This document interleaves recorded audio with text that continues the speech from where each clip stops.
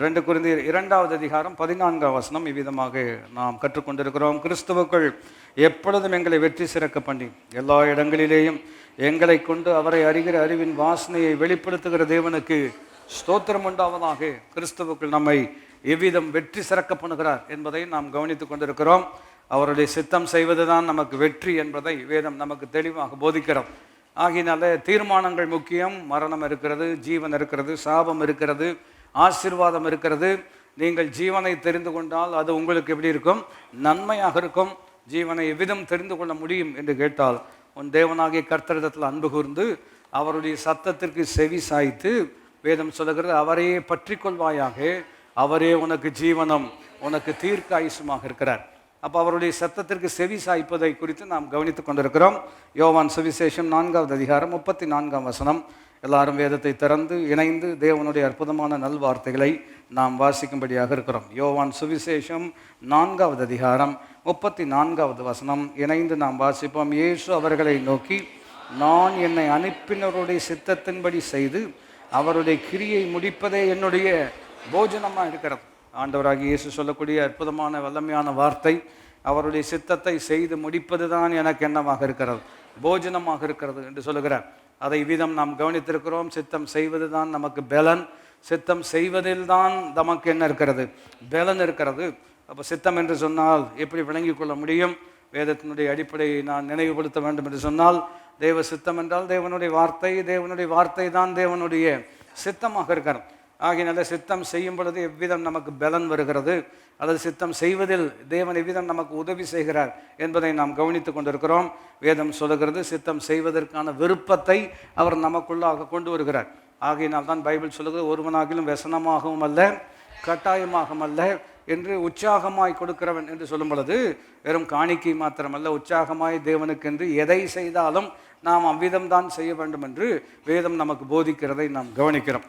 ஆகினால கடந்த வாரத்தில் நம்ம கற்றுக்கொண்ட வார்த்தை எப்படி இருக்கிறது என்று கேட்டால் பாருங்கள், the freedom to do the will of God. விருப்பம் இருந்தால் மாத்திரம் போதாது, அந்த விருப்பத்தை நிறைவேற்றுவதற்கான ஒரு சுதந்திரம், ஒரு விடுதலை கட்டாயம் நமக்கு தேவை என்பதை நாம் கவனிக்கிறோம். பாவத்தில் நாம் வாழ்ந்து கொண்டிருந்த காலத்தில் பாவம் செய்வதற்கு நமக்கு நல்ல சுதந்திரம் இருந்தது. என்ன வேணாலும் செய்வேன், எப்படி வேணாலும் செய்வேன், எங்கே வேணாலும் போவேன், எதை வேணாலும் என்னால் பண்ண முடியும், என்னுடைய பணம், என்னுடைய சரீரம் என்று இப்போ இவ்விதம் பேசுகிறவர்களை நீங்கள் கேட்டிருக்கிறீர்கள். ஆனால் அவர்கள் தேவ சித்தம் செய்ய வேண்டும் என்று சொன்னால் மாத்திரமே, எனக்கு அங்கே பிரச்சனை இருக்கிறது, இங்கே பிரச்சனை இருக்குது, இங்கே வலிக்குது, எனக்கு வர முடியாது, எனக்கு அது கஷ்டம், இது கஷ்டம், ஏன் தீமை செய்கிறதுக்கு கஷ்டம் இல்லை, நன்மை செய்கிறதுக்கு மாத்திரம் ஏன் கஷ்டம் அப்படின்னு ஒரு கேள்வி கேட்கும் பொழுது தான் விளங்கி கொள்ள வேண்டும். பவுல் சொல்கிறார், நன்மை செய்ய எனக்கு என்ன இருக்கிறது? விருப்பம் இருக்கிறது, ஆனால் செய்யத்தான் முடியல. தீமை செய்யக்கூடாது என்று நினைக்கிறேன், ஆனால் அதை தான் என்ன செய்கிறேன். எனக்கு இந்த விஷயத்தில் சுதந்திரம் இல்லாமல் இருக்கிறது, அடிமைப்பட்டு இருக்கிறேன். யார் இந்த மரண சரீரத்தினின்று என்னை விடுதலையாக்க முடியும்? நம்முடைய கர்த்தராகி இயேசு கிறிஸ்துவினாலே நமக்கு ஜெயம் கொடுக்கிற தேவனுக்கு ஸ்தோத்திரம் உண்டாவதாக என்பதை நாம் கவனித்திருக்கிறோம். ஆகினால்தான் அல்லேலூயா, கர்த்தருக்கு பயந்து அவருடைய வழிகளில் மிகவும் பிரியமாக இருக்கிற மனுஷன் பாக்கியவான். பிரியம் என்று சொல்லும் பொழுது அவருடைய வார்த்தையின் மேல் பிரியம் இருக்கிறது, அதன்படி செய்வது அவனுக்கு எப்படி இருக்கிறது? ரொம்ப பிரியம். கடந்த வாரத்தில் அதை தான் நாம் கவனித்தோம். எனக்கு பைபிள் ரொம்ப பிடிக்கும்னு சொல்கிறவங்க, பைபிளில் என்ன சொல்லி இருக்கிறதோ அதை செய்வது எனக்கு ரொம்ப பிடிக்கும்னு சொல்லலை அப்படின்னா, இது வெறும் ஒரு மத ரீதியான ஒரு எண்ணம் இருக்கிறதை தவிர உறவு ரீதியான ஒரு ஆழம் அவருடைய வாழ்க்கையில் இல்லை என்பதை நாம் விளங்கிக் கொள்ள முடியும். ஆனால் இன்றைக்கு உங்களுக்கும் எனக்கும் அற்புதமான உறவை கர்த்தர் நமக்கு வைத்திருக்கிறார். உங்கள் மேல் என் மேல் அளவு கடந்த பிரியம் வைத்திருக்கிறார். அதனுடைய விளைவு தான் சொல்லுகிறார், அவர்களுக்கு இடரல் இல்லை, அவர்களை ஒன்றும் இடரச் செய்வதில்லை என்று வேதம் சொல்லுகிறதை நாம் கவனிக்கிறோம். அப்போ இந்த தேவ சித்தத்தை செய்வதற்கான சுதந்திரம் இல்லையா, அந்த ஆளுகை, அதனுடைய விளைவு எவ்விதம் நமக்கு தேவன் உதவி செய்கிறார் என்பதை நாம் கவனிக்கும்படியாக இருக்கிறோம். சங்கீதம் 119வது சங்கீதம் 45ஆம் வசனத்தை கவனிக்கும்படியாக இருக்கிறோம். நம்முடைய சித்தம் செய்வதே எனக்கு போஜனமாக இருக்கிறது, அதுவே எனக்கு பலனாக இருக்கிறது, அதுவே எனக்கு வெற்றியாக இருக்கிறது. செய்வதற்கான சுதந்திரத்தையும் கர்த்தர் கொடுத்திருக்கிறார். இப்பொழுது அதனுடைய அடுத்த கட்டத்தை நாம் கவனிப்போம் என்று சொன்னால், சங்கீதம் 119வது சங்கீதத்தில் 45வது வசனத்தை நாம் இணைந்து வாசிக்கும்படியாக இருக்கிறோம். வாசிப்போம். நான் உம்முடைய கட்டளைகளை ஆராய்கிறபடினால் விசாலத்திலே நடப்பேன் என்று சொல்கிறார். ரொம்ப அற்புதமான ஒரு வார்த்தை. அதை தான் தியானிக்க புரிந்து கொள்ள ஆண்டவர் நமக்கு உதவி செய்ய வேண்டும். நான் நம்முடைய கட்டளைகளை ஆராய்கிறபடினால நான் எப்படி நடப்பேன்? விசாலத்தில். வாழ்க்கையில் இப்போ ரொம்ப நெருக்கம் இருக்கிறத நீங்கள் கவனிக்கிறீர்கள் இல்லையா? பொருளாதார ரீதியாக தொழில் செய்கிறவர்களுக்கு இப்பொழுது பல விதங்களில் என்ன இருக்கிறது? நெருக்கடி வருகிறத நம்ம கவனிக்கிறோம் இல்லையா? அந்த யுத்தத்தின் விளைவாக பல விதங்களில் பாதிப்பு இருக்கிறத நம்ம எல்லாருமே என்ன செய்திருக்கிறோம்? அறிந்திருக்கிறோம். ஆகினால எப்படி போகுது தொழில் அப்படின்னு கேட்கும் பொழுது கொஞ்சம் கஷ்டம்தான் அப்படின்னு சொல்லக்கூடிய ஒரு சூழ்நிலையில் இருக்கிறோம். பல இடங்களில் நீங்கள் கவனித்து பார்ப்பீர்கள் என்று சொன்னால் செய்ய முடியாததின் விளைவு கடைகள் எல்லாம் அடைக்கப்படுகிறதை நம்ம கவனிக்கிறோம். கடைகள் அடைக்கப்பட்டால் அதில் வேலை செய்கிறவங்களுக்கு என்ன கஷ்டம், அவர்களை சார்ந்திருக்கிற குடும்பங்களுக்கு எப்படிப்பட்ட ஒரு சிரமம். இவைகளின் மத்தியில் வேதத்தை நேசிக்கிறவர்களுக்கு கர்த்தர் மிகுந்த சமாதானத்தை வைத்திருக்கிறார். இதே உலகத்தில், இந்த நெருக்கம் நிறைந்த உலகத்தில், சவால் நிறைந்த உலகத்தில் நீங்கள் விசாலத்தில் நடப்பதற்கு கர்த்தர் ஒரு வழி உண்டு பண்ணி வைத்திருக்கிறார். அதை எவ்விதம் நாம் அடைய முடியும், அதை எவ்விதம் அனுபவமாக்கி கொள்ள முடியும் என்று கேட்டால் அவர் வேதம் இவ்விதமாக சொல்கிறார். நான் நம்முடைய கட்டளைகளை ஆராய்கிறபடினால நான் விசாலத்தில் என்ன செய்வேன்? நடப்பேன்னு சொல்கிறார். அப்போ விசாலத்தில் நடப்பேன்னு சொன்னால் என்ன அர்த்தம்? ஆங்கில மொழி வார்த்தைகள் நமக்கு உதவியாக இருக்கிறது. ஐ will walk in freedom and I will walk with is என்று இருக்கிறோம். ரொம்ப அற்புதமான வார்த்தை. ஆகினால்தான் இதை புரிந்து கொள்வது நம்முடைய வாழ்க்கையில். இப்பொழுது உங்களுக்கு இருக்கிற சிரமம் இருக்கிறது அல்லவா? இதை எப்படி சமாளிக்க போகிறேன்னு நீங்கள் நினைக்கிறீங்க அல்லவா? நான் சொல்லுகிறேன், பலமுறை சொன்னதை திரும்ப சொல்லுகிறேன், நீங்களும் நானும் சமாளிக்கிறவர்கள் அல்ல, சாதிக்கிறவர்கள். வாய் திறந்து சொல்லுங்கள், நாம் சமாளிக்கிறவர்கள் அல்ல, சாதிக்கிறவர்கள். இல்லையே? சூழ்நிலையெல்லாம் சாதகமாக இருக்கும் பொழுது சாதிப்பது ஒரு பெரிய விஷயம் இல்லை. சூழ்நிலையெல்லாம் சிரமமாக இருக்கிறது, கஷ்டமாக இருக்கிறது. இப்படிப்பட்ட நிலைமையிலும் இது நம்மால் உண்டாகக்கூடிய விஷயம் அல்ல, நம்மை கொண்டு கர்த்தர் செய்யக்கூடிய அற்புதமான விஷயமாக இருக்கிறது. ஆகினால இது எவ்விதம் செயல்பட முடியும்? மறுபடியும் இன்னொரு கோணத்தை நான் உங்களுக்கு நினைப்பூட்ட வேண்டும் என்று சொன்னால், என்னை கொண்டு கர்த்தர் அதை செய்ய போகிறபடினால் முதலாவது கர்த்தர் எனக்கு அதை விளங்க வைக்கிறார். இது ஏதோ கண்ணை மூடி கண்ணை திறந்தோன்னே எல்லாம் மாறிடுச்சு அப்படியெல்லாம் ஒன்றும் நடக்க போகிறதில்ல. நீங்கள் கண்ணை திறந்தே வச்சிருக்கணும் இல்லையா? கர்த்தர் உங்களுக்கு பிரகாசமுள்ள மனக்கண்களை கொடுத்து எதை எப்படி செய்யணும்னு சொல்லி கொடுத்து கர்த்தர் உங்களை கட்டாயம் வெற்றி பெற செய்வார். அப்போ இங்கே எப்படி இருக்கிறது என்று கேட்டால், நான் நம்முடைய கட்டளைகளை ஆராய்கிறபடினால I will walk in freedom and I will walk in liberty, I will walk with ஈஸ்ன்னு இருக்கிறேன். அது ரொம்ப அற்புதமான வார்த்தை.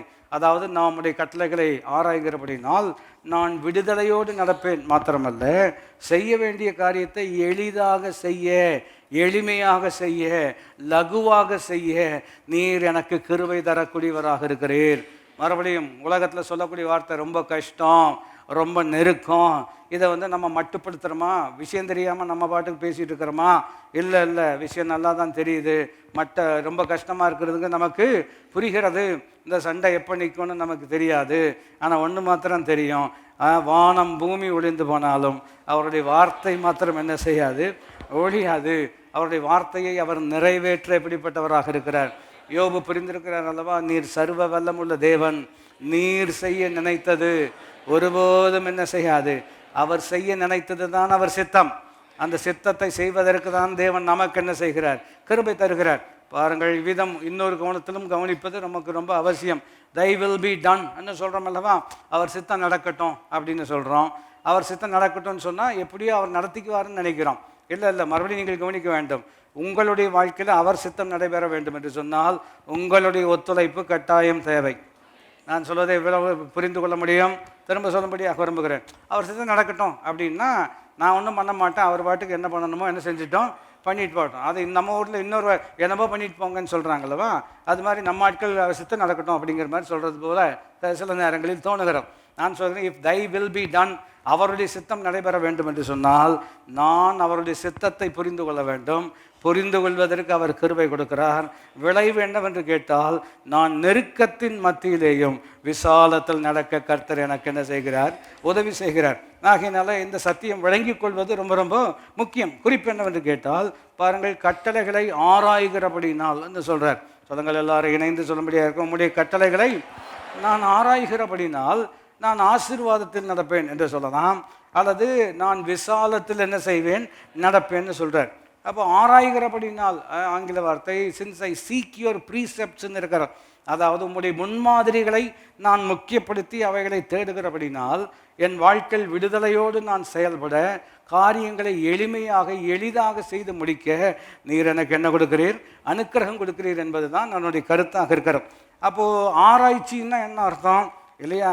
ஆராய்ச்சின்னா என்ன அர்த்தம்? அதை எப்படி நம்ம விளங்கி கொள்ள வேண்டும்? ஏன்னா ஆராய்ச்சின்னா பொதுவாக உலகத்தில் அந்த வார்த்தை பயன்படுத்துகிறாங்க இல்லையா? இப்போ நம்ம கோயம்புத்தூர் எடுத்துக்கொள்வோம் என்று சொன்னால் எங்கு பருத்தி ஆராய்ச்சி மையம் இருக்கிறது, பார்த்துருக்கிறீங்களா? அந்த பக்கம் போனீங்கன்னா வடவள்ளி போகிற வழியில் என்ன இருக்கிறது? பருத்தி ஆராய்ச்சின்னு இருக்கிறது. அப்புறம் கவனித்து பார்த்தீங்கன்னா sugar cane breeding research institute இருக்கிறது, அங்கே கரும்பு ஆராய்ச்சி இருக்கிறது. அப்போ நம்ம கேட்கலாம், கரும்பில் என்னத்தை போய் ஆராய்ச்சி? கிடைச்சா சாப்பிட்டுட்டு சக்கையை துப்பிட்டு போயிட்டே இருக்க வேண்டியதுதான், அதில் என்ன ஆராய்ச்சி இருக்கிறது அப்படின்னு கேட்கலாம். பருத்தியில் போய் என்ன ஆராய்ச்சி பண்ண போகிறீங்க அப்படின்னு கேட்கலாம். ஒரு விதம் கேள்வி கேட்பது நியாயமான ஒரு வகையில் சரிதான். ஆனால் அவர்கள் அங்கு அமர்ந்து ஆண்டவர் சிருஷ்டித்த ஒரு விஷயத்தை எடுத்து அதை நேரம் எடுத்து அதை ஆராய்ச்சி செய்ததின் விளைவு அதிலிருந்து எவ்வளவு அற்புதமான பாருங்கள் வித்தியாசமான விசேஷமான விஷயங்களை அவர்கள் அதிலிருந்து கொண்டு வருகிறார். நான் சொல்வதை நீங்கள் மறுபடியும் யோசிக்கலாம். பருத்தி அவங்க கண்டுபிடிச்சாங்களா? கர்த்தர் சிருஷ்டித்தாரா? கர்த்தர் ராவா கொடுத்துருக்கிறார் இல்லையா? அந்த ரா மெட்டீரியலை எடுத்து அவங்க நேரம் எடுத்து உட்காந்து ஆலோசனை பண்ணி யோசித்து ஏன் இது இப்படி இருக்கிறது, ஏன் இவ்வளவு சிறப்பாக கொண்டு வர முடியும் என்பதையெல்லாம் அவர் கொடுத்ததை எடுத்து ஆராய்ச்சி செய்ததின் விளைவு இன்றைக்கி நம்ம துணியில் எவ்வளவு வெரைட்டி இருக்கிறது இல்லையா? நீங்கள் கவனித்து பார்த்துருக்கிறீங்களா? ஒரு காலத்தில் இஸ்திரி வேண்டும், என்ன செய்ய வேண்டும் இல்லையா? அதெல்லாம் அயர்ன் பண்ணணும். இப்போல்லாம் என்ன ஆயிடுச்சு? மெட்டீரியலை ரொம்ப ரிசர்ச் எல்லாம் பண்ணினதின் விளைவு இப்போ என்ன கொண்டு வந்துருக்குறாங்க? ரிங்கிள் ஃப்ரீன்னு கொண்டு வந்திருக்கிறாங்க. என்னதுங்க? Wrinkle free. ரிங்கிள் ஃப்ரீ சட்டையில் கொண்டு வந்திருக்கிறோம், ஏன் தோளில் கொண்டு வரக்கூடாது அப்படின்னு கொஞ்சம் பேர் அதில் கொஞ்சம் ஆராய்ச்சியில் இறங்கி, ஒரு ஆராய்ச்சி தான் எனக்கு எப்போவுமே ஞாபகம் வருகிறோம். என்ன சொல்கிறாங்க அப்படின்னு சொன்னோம்னா, முகம் துடைக்கும் பொழுது இப்படி துடைக்கக்கூடாது, ஏன்னா ஏற்கனவே தொங்குனது இன்னும் இழுத்துட்ட மாதிரி இருக்கும், அதனால் இப்படி என்ன செய்யணும்? துடைக்கணும். இப்படி இருந்தால் கண்ணெல்லாம் மூடிக்குதே. நான் சொல்ல வேலையும் சொல்ல முடிகிறதா? மறுபடியும் அவங்கள பாராட்டணும் இல்லையா? ரிங்கிள் ஃப்ரீ ஷர்ட் கொண்டு வர்ற மாதிரி ரிங்கிள் ஃப்ரீ ஸ்கின்னு கொண்டு வரணும். இதுக்கு ரொம்ப ஆராய்ச்சியெல்லாம் என்ன செய்கிறாங்க? பண்ணுறாங்க. நான் சொல்ல இந்த ரிங்கிள் ஃப்ரீ எல்லாம் முன்னமே பைபிளில் இருக்கிறோம் இல்லையா? Without spot and without any ரிங்கிள்னு இருக்காது இல்லையா? எபேசி நிருபத்தில் நீங்கள் வாசித்து பார்ப்பீர்கள் என்று சொன்னால் இல்லையா, கரை திரையற்றவர்களாக மாசற்றவர்களாக இருக்கிறது அல்லவா? ஆங்கில மொழிபெயர்ப்பு எப்படி இருக்கிறது என்று கேட்டால் கரை திரையற்றவர்களாக சுருக்கமில்லாதவர்களாக. அல்லேலூயா. ஆகையினால காலையில் பார்த்துட்டு அப்படின்னு நினச்சவங்களுக்கு நான் சொல்லுகிறேன், யாரோ நினச்சிருப்பீங்க, இல்லைன்னா இந்த எண்ணம் வராது இல்லையா? இப்போ நினச்சவங்களுக்கு சொல்கிறேன், பிதாவுக்கு முன்பாக உங்களை கொண்டு போய் நிறுத்தும் பொழுது இந்த தொங்கட்டான் இதெல்லாம் இல்லாதபடிக்கு உங்களை சிறப்பாக கர்த்தர் நிறுத்துவார். மறுபடியும் குறிப்பு மறந்துடக்கூடாது. பாஸ்டர் இன்னைக்கு என்ன பேசினார்? ரிங்கிள் ஃப்ரீ தான் அவருடைய தலைப்பு. இல்லை விஷயம் என்ன அப்படின்னு சொன்னோம்னா, இந்த அவர் படைத்த ஒரு பொருளை எடுத்து அவர்கள் ஆராய்ச்சி செய்ததின் விளைவு இவ்வளவு வித்தியாசங்களை என்ன செய்கிறாங்க? கொண்டு வர்றதை நம்ம கவனிக்கிறோம். அரிசியில் என்ன செய்கிறாங்க? ஆராய்ச்சி பண்ணுறாங்க. இதெல்லாம் நமக்கு அறிந்த ஒரு விஷயம். அது பொதுவான ஆராய்ச்சி என்பதை நம்ம விளங்கிக் கொள்கிறோம். ஆனால் இங்கு வேதம் ஆராய்கிறேன் என்று சொல்லும் பொழுது வேதத்தினுடைய விளக்கம் புரிந்து கொள்வது ரொம்ப ரொம்ப முக்கியம் இல்லையா? அப்போ இங்கே சீக் என்று சொல்லும் பொழுது ரெண்டு முக்கியமான வார்த்தைகள், to inquire of the Lord and to ரெக்வயர்னு இருக்கிறோம். என்கொயர் அண்ட் ரெக்வயர் பாருங்கள், இது ரொம்ப அற்புதமான வார்த்தை. தமிழில் நல்ல ரைமிங்காக கோர்வையாக வார்த்தை தேடிட்டே நம்ம ஒன்றும் அகப்படலை. ஆனால் இதை விளக்கினாலே நம்ம விளங்கிக் கொள்ள முடியும். டு என்கொயர்னு சொல்கிறது, ரெண்டாவது டு ரெக்வயர்னு சொல்கிறது. உதாரணப்படுத்தினா நீங்கள் விளங்கிக் கொள்ளலாம். ஒரு துணி கடைக்கு போகிறீங்க, முதலாவது என்கொயர் பண்ணுறீங்க. என்கொயர்னு சொன்னால் என்ன அர்த்தம்? இது என்ன விலை அப்படின்னு கேட்குறீங்க. அவன் விலையை சொன்னோன்னா பேசாமல் நைஸாக அந்த பக்கம் நம்ம போயிடுறோம். ஏன்னா அந்த விலைக்கும் நம்ம செல்வாக்குக்கும் என்ன கிடையாது, சம்பந்தம் இல்லாமல் இருக்கிறோம். நான் சொல்வது எத்தனை பேர் புரிந்து கொள்ள முடியும்? இன்னொரு இடத்துல இந்த பிரச்சனைக்காக தான் இப்போ துணி கடையிலலாம் என்ன பண்ணிட்டாங்க, போய் கொஞ்சம் காலமாச்சு, என்ன பண்ணிட்டாங்கன்னா 500 to 1000 அப்படின்னு வச்சுட்டாங்க. அப்புறம் 1000 to 2000 அதில் நின்றுட்டு நீங்கள் கேள்வியெல்லாம் கேட்கணுன்னு என்ன கிடையாது, அவசியம் கிடையாது. எல்லா துணிகளையும் என்ன பண்ணி வச்சுருப்பாங்க, பின் பண்ணி வச்சுருப்பாங்க. இது சூப்பராக இருக்குல்ல அப்படின்னு எடுத்து பார்க்கறது. அப்புறம் விலை பார்த்துட்டு ஆமாம் இல்லை அப்படி வச்சுட்டு நம்ம என்ன செஞ்சுருவோம், ஏன்னா அதுக்கும் இதுக்கும் என்ன கிடையாது, நம்ம கையில் இருக்கிற பணத்திற்கும் அந்த பொருளுக்கும் என்ன இல்லை, சம்மந்தம் கிடையாது. ஆனால் இங்கு seeking, enquiring the Lord and requiring of the Lord என்று வரும்பொழுது ரொம்ப அற்புதமான வார்த்தை பாருங்கள். இது என்ன வேலை, உதாரணத்துக்கு அதே விதமாக நான் சிந்திக்கும்படியாக விரும்புகிறேன். ஆண்டவரே இது என்ன வேலை அப்படின்னு நம்ம கேட்குறோம். அவர் சொல்கிறார் இது பல கோடி ஆகும் அப்படின்னு சொல்கிறாரு. அடுத்தது எப்படி இருக்குன்னு சொன்னால், நீர் தானே ஆண்டவரை கொடுக்க போறீர், நான் பெற்றுக்கொள்ள போகிறேன். நான் சொல்வதை புரிந்தால் நீங்கள் ஜெயிக்கலாம் இல்லையா? இப்போ நான் உனக்கு ஒரு வீடு கட்டுவேன் அப்படின்னு ஆண்டவர் சொல்கிறார். இவங்க கேட்குறான், யார் ஆண்டவரை இஎம்ஐ கட்டுவா? நான் சொல்கிறது உங்களுக்கு புரிகிறதா? நான் உனக்கு வீடு கட்டுவேன்னு ஆண்டவர் சொல்கிறாரு. இவர் என்ன சொல்கிறாரு? எங்கள் வீடு கட்டுவேன்னு சொன்னவர் தான் எதையும் கட்டணும். இப்போ நல்லா புரிஞ்சிருக்குன்னு நான் நம்புகிறேன். வழங்கிட்டீங்களா? அப்போது ஆராய்ச்சி பண்ணுறதுன்னா என்ன அர்த்தம்னு சொன்னோம்னா, இப்போ ஆண்டவர் ஒரு வார்த்தை சொல்கிறார், வார்த்தையை நம்ம தியானிக்கிறோம். அது ஒரு அற்புதமான விஷயத்தை நாம் கண்டுகொள்ளும் பொழுது, முன்பு சொன்ன உதாரணத்தை போல் விலகேட்ட மாத்திரத்தில் மலைச்சு போய் இது நம்ம வாழ்க்கையில் இது ஒருபோதும் நடப்பதற்கு வாய்ப்பில்லைன்னு நம்ம விலகி போகிறோம் அல்லவா? ஆனால் வசனத்தினுடைய விசேஷம் எப்படி இருக்கிறது என்று கேட்டால், இந்த வார்த்தையே உங்களுக்காக தான் எழுதப்பட்டிருக்கிறது. இந்த வார்த்தையினுடைய விசேஷம் உங்கள் வாழ்க்கையில் நடைபெறுவதற்கு எதெல்லாம் தேவைப்படுகிறதோ அதையெல்லாம் தேவன் அருளக்கூடியவராக இருக்கிறார். ஆனால் திறவுகோல் எங்கே இருக்கிறது என்று கேட்டால், எதை ஆராய வேண்டும்? தேவனுடைய வார்த்தை. மறுபடியும் அந்த உதாரணத்தை நினைவுபடுத்தும்படியாக விரும்புகிறேன். இது என்ன விலைன்னு நம்ம கேட்குறோம் அல்லவா? விலை கேட்ட மாத்திரத்தில் அந்த கிரயத்தை செலுத்துவதற்கான பலனையும் அதற்கான பலனையும் கர்த்தர் நமக்கு தரக்கூடியவராக இருக்கிறார். புரிந்தவள் கை உயர்த்தி ஆமீன். இதை இன்னொரு கோணத்தில் சொல்ல முடியுமே இல்லையா? வாழ்க்கையில் நம்மெல்லாம் எப்படி முன்னேறிக்க போகிறோம் அப்படின்னு சிலர் சொல்கிறாங்களவா? நான் சொல்லுகிறேன், வாழ்க்கையை கொடுத்தவர் தான் வாழ்க்கையில் முன்னேற்றத்தையும் கொடுக்கக்கூடியவராக இருக்கிறார். தொழிலை கொடுத்தவர் தான் தொழில் செய்வதற்கான பலனையும் கொடுக்கிறவர். பிள்ளைகளை கொடுத்தவர் தான் அவர்களை செட்டில் பண்ணவும் உதவி செய்யக்கூடியவர். வாகனத்தை கொடுத்தவர் தான் அதற்கான எரிபொருளையும் கொடுப்பார். ஸ்டவ் கொடுத்தவர். எவ்வளவு அற்புதமாக விளங்கி இருக்கிறோம். சத்தியம். நான் சொல்றது விளங்கி கொள்ள முடிகிறதா? அதுதான் வசனம். இதை புரிஞ்சுக்கல அப்படின்னு சொன்னோம்னா மற்றவங்க என்ன சொல்கிறாங்களோ அவங்க கூட நம்மளும் கோரஸ் பாடி தான் இருக்கணும். கஷ்டம், ஆமாம் கஷ்டம் இல்லையா, ரொம்ப சிரமம், ஆமாம் சிரமம் இல்லைன்னு சொல்கிறோமா? இல்லை, உண்மையாகவே சிரமமாக தான் இருக்கிறது, உண்மையாகவே கஷ்டமாக தான் இருக்கிறது. ஆனால் இங்கு வேதத்தை நான் ஆராய்கிறபடினால வேதம் நான் என்ன செய்ய வேண்டும் என்று சொல்லுகிறதோ அதை செய்வதற்கான பலனை வேதமே எனக்கு தரக்கூடியதாக இருக்கிறது. அப்போ இதை புரிஞ்சுக்கணுன்னா எங்கே தான் போகணும்? தேவனுடைய வார்த்தைக்கு தான் நம்ம என்ன செய்யணும்? போகணும். இப்படிப்பட்ட காலத்தில் பாருங்கள், என்ன யார் எங்கே குண்டு போட்டால் எங்கே வெடிச்சுது, இதை நிறைய பேர் கவனிக்கிறாங்க. நம்ம அதை தப்புன்னு நம்ம சொல்ல முடியாது. ஆனால் இப்படிப்பட்ட சவாலான சூழ்நிலையில் நீங்கள் ஜெயிக்க வேண்டும் என்று சொன்னால் உங்கள் ஆராய்ச்சி பேப்பரில் இருக்கக்கூடாது, உங்கள் ஆராய்ச்சி வேதத்தில் இருக்க வேண்டும். பேப்பரில் படிக்கிறதப்பா, பேப்பரில் சொல்லுவாங்க தட்டுப்பாடு இருக்குதுன்னு சொல்லுவாங்க. நீங்கள் வசனத்தை வாசித்தீங்கன்னா தான் தட்டுப்பாடை எப்படி ஜெயிக்கணும்னு படிக்க முடியும். நான் சொல்கிறது விளங்கி கொள்ள முடிகிறதா? மறுபடியும் ஈசாக்கை கர்த்தர் எப்பொழுது ஆசீர்வதித்தார் இல்லையா? பஞ்சகாலம்னா என்ன அர்த்தம்? மழை பெய்யலன்னு நம்ம எல்லாருக்குமே தெரியும். மறுபடியும் குறிப்பிட்ட வார்த்தை பஞ்சகாலத்தில், அந்த வருஷத்தில், எந்த வருஷத்தில்? மழை பெய்யாத வருஷத்தில். மறுபடியும் எரேமியா 17ஆம் அதிகாரம் வரும் பொழுது உஷ்ணம் வருகிறதை அறியாமல் மழை தாழ்ச்சியான வருஷத்தில் வருத்தமின்றி தப்பாமல். இந்த வார்த்தையெல்லாம் எனக்கு ரொம்ப பிடித்தமான வார்த்தை, வருத்தமின்றி. எல்லாரும் சொல்லுங்கள், எப்படி இல்லைங்க? வருத்தமின் அப்படின்னா என்ன அர்த்தம்? முணங்கிட்டு இல்லாமல், முறுமுறுத்துட்டு இல்லாமல் இல்லையா, அப்படிப்பட்ட பிரச்சனை இல்லாமல் வருத்தமின்றி தப்பாமல். நான் சொல்லுகிறேன், அவன் தன் காலத்தில் தன் கனியை தந்து. இதெல்லாம் ரொம்ப அற்புதமான வார்த்தை. இது நம்முடைய வாழ்க்கையில் கர்த்தர் நிறைவேற்ற வல்லவராக இருக்கிறார். நான் நட்டேன், அப்பல்லோ நீர் பாய்ச்சினான், தேவன் விளைய செய்தார். அடுத்த வசனம் எப்படி சொல்லுகிறது?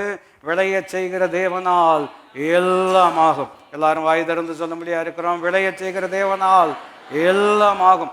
ஆகினால இதெல்லாம் எப்படி நம்ம பெற்றுக்கொள்ள முடியும்? அவர் சொல்றார், அவருடைய வார்த்தையை நான் ஆராய்கிறபடினால் என்ன சொல்றார்? ஐ என்கொயர் ஆஃப் த லார்ட். ஆண்டவரே இதை எப்படி செய்யணும் எனக்கு தெரியல அப்படின்னு அவர்கிட்ட என்கொயரி பண்ணுறோம். என்கொயரின்னு சொல்கிறோம் அல்லவா? நம்ம கேட்குறோம், அவர்கிட்ட கேட்குறோம்.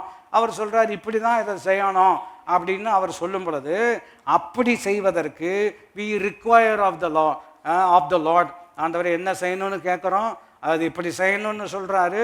அப்படி செய்வதற்கு யார் பலன் கொடுக்கிறா? அவர் தான் நமக்கு பலன் கொடுக்கிறார். எத்தனை பேர் புரிந்து ஆமீன் என்று சொல்ல முடியும்? இது ரெண்டுமே எங்கே தான் நம்ம பெற்றுக்கொள்ள முடியும் என்று கேட்டால், வேதத்தை ஆராய்கிறபடினால். எல்லாரும் இணைந்து சொல்ல வேண்டும், வேதத்தை. ஏன் இதை ரிப்பீட் பண்ணுறேன்? மறுபடியும் நீங்கள் புரிந்து கொள். சிலர் முகத்தை பார்த்தால் நான் ரிப்பீட் பண்ண வேண்டியதாக இருக்கிறது. நான் சொல்ல விளங்கிக் கொள்ள முடிகிறதா? அவர்கிட்ட கேட்குறோம், ஆண்டவரே இந்த தட்டுப்பாடு இருக்கிறது, நான் எப்படி இதை ஹேண்டில் பண்ணணும் அப்படின்னு நீங்கள் கேட்குறீங்க. தொழில் இருக்கிறது இல்லையா, இது நான் ரொம்ப சிரமமாக இருக்கிறது. நிறைய பேர் பாருங்க, டவுன் தேர் ஷட்டர்ஸ்ன்னு சொல்கிறாங்க இல்லையா, எல்லாம் ஷட்டரெல்லாம் இழுத்து மூடிட்டாங்க, முடியாது வரும்போது பார்க்கலான்னு சொல்லிட்டாங்க. அப்படிப்பட்ட ஒரு சூழ்நிலையில் எனக்கும் அதுதான் ஆப்ஷனானு தோணுது. அல்லது நீர் எனக்கு ஒரு அற்புதமான வழியை வைத்திருக்கிறீரா? ஏன்னா நம்முடைய மக்கள் பல விஷயங்களில் கடந்து போயிருக்கிறாங்கல்லவா. பாருங்கள், எலியாவும் நம்மை போல் எப்படிப்பட்ட மனுஷன்தான். எலியா ஆபிரகாம் காலத்தில் பஞ்சம் வந்தது, ஈசா காலத்தில் என்ன வந்திருக்கிறது? பஞ்சம் வந்திருக்கிறது. யாக்கோபு கடைசி காலத்தில் பஞ்சம் வந்திருக்கிறது. எல்லார் காலத்துலையும் பஞ்சம் வந்திருக்கிறது. பஞ்சத்தில் தான் ஆபிரகாமை கர்த்தர் ஆசீர்வதித்தார். பஞ்சத்தில் தான் ஈசாக்கை கர்த்தர் ஆசீர்வதித்தார். பஞ்ச காலத்தில் தான் யாக்கோபையும் அவனுடைய குடும்பத்தையும் இன்னொரு தேசத்தில் கொண்டு போய் மிகவும் பழுகி பெருகும்படி செய்தார். அதே தேவன்தான் 2026 நம்முடைய தேவனாக இருக்கிறார். ஆகினால மற்றவங்களுடைய நேரட்டிவ் இருக்கிறது அல்லவா, அவங்க என்ன சொல்கிறாங்கங்கிறத நம்ம மட்டுப்படுத்தலை, அவங்களுடைய கஷ்டத்தை நம்ம குறைவாக எண்ணவில்லை. ஆனால் நமக்கு ஒரு தேவன் உண்டு, இவைகள் உங்களுக்கு தேவை என்பதை உங்கள் பரமபிதா அறிந்திருக்கிறார். அறிந்தவர் மாத்திரமல்ல, நமக்கு அறிவிக்கக்கூடியவராக இருக்கிறார், நமக்கு உதவி செய்யக்கூடியவராக இருக்கிறார். இந்த உதவியை எப்படி பெற்றுக்கொள்ள முடியும் என்று கேட்டால், நான் நம்மளுடைய வார்த்தையை ஆராய்கிறபடினால். நான் சொல்லுகிறேன், அந்த ஆராய்ச்சியில் தான் வி என்கொயர், அவர்கிட்ட கேட்குறோம். எப்படி செய்யணும்னு அவர் சொல்கிறாரோ அப்படி செய்வதற்கு அவரே நமக்கு பலன் தரக்கூடியவராக இருக்கிறார். அதை இன்னொரு கோணத்தில் நான் உங்களுக்கு சொல்ல வேண்டும் என்று சொன்னால், God's commandments are God's enabling என்று சொல்கிறது. பாருங்கள், இது ஒரு அற்புதமான சத்தியம். தேவனுடைய கட்டளைகள் தான் தேவனுடைய கட்டளைகளை நிறைவேற்றுவதற்கான பலனையும் தரக்கூடியதாக இருக்கிறது. God's commandments are God's enabling. பல முறை இவ்விதம் நான் உங்களுக்கு சொல்லியிருக்கிறேன், நினைப்பூட்டும்படியாக விரும்புகிறேன். கர்த்தர் இதை செய் என்று சொன்னால் செய்வதற்கான பலனை அவர் தான் கொடுக்கிறார். இதை செய்யாதே என்று சொன்னால் செய்யாமல் இருப்பதற்கு பலனும் யார் தான் கொடுக்கிறார்? கர்த்தர் கொடுக்கிறார். இன்னும் ஒரு கோணத்தில் உதாரணப்படுத்துவது நல்லது. இப்போ நீங்கள் கனி கேட்கிறீர்கள். ஒரு மனிதன் போய் ஆண்டவர்கிட்ட, ஆண்டவரே எனக்கு ஒரு கனி வேணும் அப்படின்னு கேட்குறார், புரிந்து கொள்வதற்காக. அவர் என்ன கொடுக்குறாருன்னா, கனியை கொடுக்காம அவனுக்கு ஒரு விதையை கொடுக்குறார். சொல்லுங்கள், அவனுக்கு என்ன கொடுக்குறாருங்க? விதையை கொடுக்குறார். அப்போ கேட்டவன் இதை புரிஞ்சிக்கல அப்படின்னா அவன் எவ்விதம் சிந்திப்பான் என்று கேட்டால், நான் ஒன்று கேட்குறேன், இவர் ஒன்று கொடுக்குறாரு, இவர் நம்மளை புரிஞ்சிக்கவே மாட்டேங்கிறார். உதாரணத்துக்கு இன்னொரு கோணத்தில் கேட்குறேன், பயங்கரமான பசி, இதெல்லாம் சிந்திப்பதற்காக சொல்லுகிறேன் இல்லையா. ஒரு கனி கொடுத்தா டப்புன்னு சாப்பிடலாம் அப்படிங்கிறது புரிஞ்சுக்கிறோம். ஆனால் அதை காட்டிலும் ஆண்டவர் ஒரு ஆழமான ஒரு விஷயத்த சொல்கிறார் இல்லையா. கொலப்பசின்னு சொல்கிறாங்களவா, அப்படி கொலப்பசி இருக்கக்கூடிய ஒரு மனுஷனுக்கு ஒரு விதையை கொடுக்குறார்.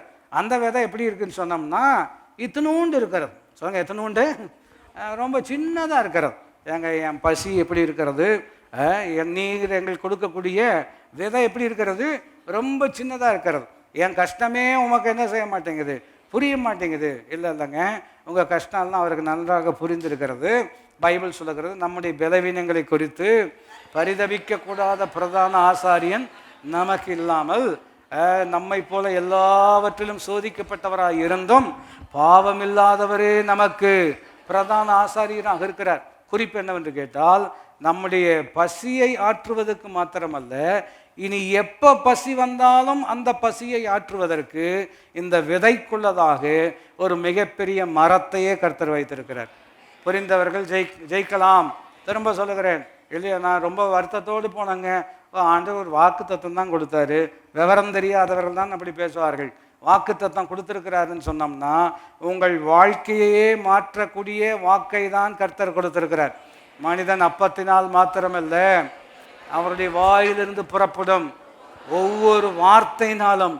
அதனால தான் பாடணும் அல்லவா, உம்மால் கூடும் எல்லாம் கூடும், ஒரு வார்த்தை சொன்னால் போதும் என்ன சொல்கிறோம் அல்லவா. ஒரு மனிதன் வருகிறார், யோவான் 4வது அதிகாரத்தில் அவன் சொல்லுகிறான், இந்த மாதிரி என்னுடைய வீட்டில் பிள்ளை சுகமில்லாமல் இருக்கிறது, நீர் சுகப்படுத்தணும் அப்படின்னு சொல்லும் பொழுது பாருங்கள், இயேசு அற்புதமான ஒரு வார்த்தை சொல்கிறாரு, போ உன் மகன் பிழைத்திருக்கிறான்.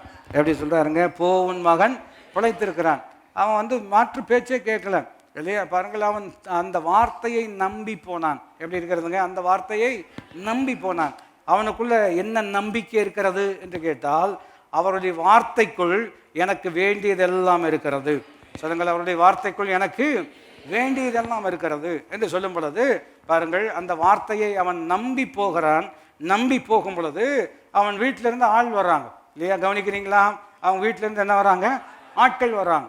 இப்போது சுகமில்லாமல் சீரியஸான ஒரு நிலையில் பையனை விட்டுட்டு போயிருக்கிறாரு. பாருங்கள், இயேசுனிடத்தில் திரும்பி போகும் பொழுது ஆட்கள் வர்றதை பார்த்தா அவங்களுக்கு என்ன தோணும் இல்லையா? முதல்ல அவன் முகத்தை பார்க்க தோணும். அவன் முகத்தில் ஒரு விதமான சோகம் இருந்துச்சுன்னா நம்மளே கேஜ் பண்ணிக்கலாம், ஏதோ அசம்பாவிதம் என்ன செய்திருக்கிறது, நடந்திருக்கிறது. ஆனால் இது ரொம்ப அற்புதமான ஒரு உதாரணம். அவன் வீட்டிலேருந்து ஆள் வர்றாங்க, வந்து ஒரு நல்ல செய்தி தான் சொல்கிறாங்க. என்ன சொல்கிறாங்க என்று கேட்டால், உங்களுடைய பிள்ளை, உங்களுடைய மகன் எப்படி இருக்கிறான், பிழைத்திருக்கிறான் அப்படின்னு சொன்னோன்னே எனக்கு ரொம்ப சுவாரஸ்யமாக இருக்கக்கூடிய விஷயம் என்னவென்று கேட்டால், அவன் அல்லேலூயா அப்படின்னு சொல்லாதபடிக்கு அவன் இன்னொரு கேள்வி கேட்குறான். என்ன கேள்வி கேட்குறான் என்று கேட்டால், எந்த நேரத்தில் சுகமாயிடுச்சு? ஏன் இவருக்கு கொண்டு நேரங்காலம் பார்க்குறாளா? சொல்லுங்க, இவர் எதுக்கு கேட்குறாரு இல்லையா? அது ரொம்ப முக்கியமான விஷயம். இதை நம்ம விளங்கிக் கொள்ளணும். Enquiring of the Lord and requiring from the lord. அவரத்தில் விசாரிக்கிறது மாத்திரம் கிடையாது, அவர் என்ன சொல்லுகிறாரோ அதை பெற்றுக்கொள்வதும் வார்த்தையின் மூலமாக தான் பெற்றுக்கொள்கிறோம்.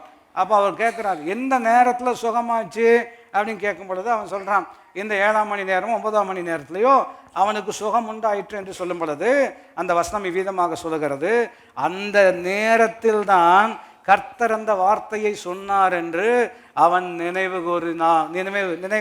கூர்ந்தான் என்று இருக்கிறான். நான் சொல்லுகிறேன், அவர் சொல்ல ஆகும், அவர் கட்டளையிட நிற்கும் என்று இருக்கிறது அல்லவா. பாருங்கள், வெளிச்சம் உண்டாக கடவுது என்று சொன்ன மாத்திரத்தில் என்ன உண்டாயிற்று? அதே தேவன் தான் நம்முடைய தேவன். அப்போ இன்றைக்கு நம்முடைய வாழ்க்கையில் பாருங்கள், விசாலத்தில் நாம் நடக்கும்படிக்கு அவருடைய வார்த்தையை ஆராய்ந்து பார்ப்பது ரொம்ப ரொம்ப அவசியம், ரொம்ப முக்கியம் என்பதை வேதம் நமக்கு போதிக்கிறோம், வாசிக்கும்படியாக இருக்கிறோம். சங்கீதம் 119வது சங்கீதத்தில் ஆராய்ச்சின்னு சொன்ன என்ன அர்த்தம்? ஒன்று டு சீக் காட், அதாவது டு என்கொயர் அண்ட் டு ரிக்வயர்னு இருக்கிறது அல்லவா. அதனுடைய இது இன்னொரு இணைப்பு எப்படி இருக்கிறது என்று கேட்டால் பாருங்கள், டு கன்சல்ட் ஹிம்னு இருக்கிறது. அவரோடு என்ன செய்ய வேண்டும்? பேச வேண்டும். கன்சல்டேஷன்னா எல்லாருக்கும் புரியும். இப்போ டாக்டர்கிட்ட போய் என்ன பண்ணுறீங்க? கன்சல்டேஷன் தானே. ஒரு கன்சல்டேஷனுக்காக அவர்கிட்ட போகிறோம் அப்படின்னு சொல்கிறது நம்ம எல்லாரும் எளிமையாக விளங்கி கொள்ளக்கூடிய ஒரு விஷயம். சங்கீதம் 119 தான் மறுபடியும் கவனிக்கிறோம். 23வது வசனத்தையும் 24வது வசனத்தையும் நாம் கவனிக்கும்படியாக இருக்கிறோம். இப்போ 23ஆம் வசனத்தில் பிரச்சனை இருக்கிறது. என்ன பிரச்சனை இருக்கிறது? பிரபுக்களும் உட்கார்ந்து எனக்கு விரோதமாய் பேசிக் கொள்கிறார்கள், உமது அடியேனோ உமது பிரமாணங்களை என்ன செய்கிறேன்? தியானிக்கிறேன். பிரபுக்கள் என்று சொன்னால் அந்தஸ்துள்ளவர்கள், செல்வாக்குள்ளவர்கள். அவங்க நினச்சாங்கன்னா அந்த வேலையெல்லாம் அவங்களால என்ன செய்ய முடியும். அப்படிப்பட்டவர்கள் உட்கார்ந்து எனக்கு சாதகமாக பேசிக்கொள்கிறார்கள் என்று சொன்னால் பிரச்சனை இல்லை. ஆனால் அவர்கள் உட்கார்ந்து எனக்கு விரோதமாக பேசுகிறார்கள். விரோதமாக பேசுகிறாருன்னா இயற்கையாக நமக்கு என்ன ரெஸ்பான்ஸ் வரும்? இயற்கையாக என்ன ரெஸ்பாண்ட் பண்ணுவோம்? 4 பேர் நமக்கு விரோதமாக பேசுகிறாங்க அப்படின்னு சொன்னால் அந்த 4 பேர் யாருன்னு ஃபஸ்ட்டு தெரிஞ்சுக்குவோம். அந்த 4 பேர்த்தில் யார் கொஞ்சம் நமக்கு கொஞ்சம் இணங்கி வருவாங்கன்னு பார்த்து அவங்கள கைக்குள்ளே போட்டு என்ன பேசுனாங்கன்னு அவங்க மூலமாக என்ன செய்யணும்? கேட்கணும் இல்லையா? இப்படி தான் பொதுவாக என்ன செய்வோம் இல்லையா? இப்போ இருக்கக்கூடிய காலத்தில் ரொம்ப அறிவியல் முன்னேற்றமெல்லாம் இருக்கிறது அல்லவா. பாருங்கள், பல விதங்களில் ஃபோன் டேப்பிங்னு சொல்கிறாங்க. ஒரு காலத்தில் பாருங்கள், ஃபோன் டேப்பிங் சொன்னோம்னா உங்கள் வீட்டில் இருக்கிற ஃபோனில் என்னத்தையும் ஒன்று அட்டாச் பண்ணி விட்டுருவாங்க. நீங்கள் என்ன பேசினாலும் கேட்கும். இப்போ சாஃப்ட்வேருக்கு என்னென்னமோ பண்ணுறாங்க. ஆகினால நீங்கள் ஃபோனில் நான் ஒரு ரகசியம் சொல்லட்டுமா அப்படின்னு சொன்னோன்னா இன்னொரு இடத்துல உட்காந்து சொல்லு, நான் ரெக்கார்ட் பண்ணிட்டு தான் இருக்கிறேன் அப்படிங்கிற ஒரு உலகத்தில் நாம் என்ன செய்கிறோம்? இருக்கிறோம் இல்லையா? உலகத்திலே வச்சு அதிகமான சிசிடிவி இருக்கிற நாடு நம்ம நாடுன்னு கேள்விப்பட்டேன். நான் சொல்கிறது உங்களுக்கு புரிகிறதா? வீடு வந்து 2 சென்ட்டில் கட்டி 8 கேமரா வச்சு பொழுது போலன்னா என்ன செய்கிறது? யாரும் வரமாட்டேங்கிறாங்க. நான் சொல்கிறது உங்களுக்கு புரிகிறதா? அதை தான் உட்காந்து பார்த்துட்ருக்குறாங்க. இருக்கட்டும், வேணாம்னு சொல்லலை. இப்படி விரோதமாக என்ன செய்கிறார்கள்? பேசிக்கொண்டு இருக்கிறார். ஒரு 4 பேர் பேசுகிறாங்க. பேசும்போது அடிக்கடி உங்களையே பார்த்துக்கிறாங்கன்னாலே நமக்கு என்ன ஆயிரும் இல்லையா? அதாவது இந்த பேரநோயான ஒரு நோய் இருக்கிறது. என்ன நோயா அப்படின்னா, யார் என்ன பேசினாலும் நம்மளை குறித்து தான் பேசுகிறாங்க. ஏன்னா நம்ம ரொம்ப முக்கியம் அல்லவா வாழ்க்கையில்.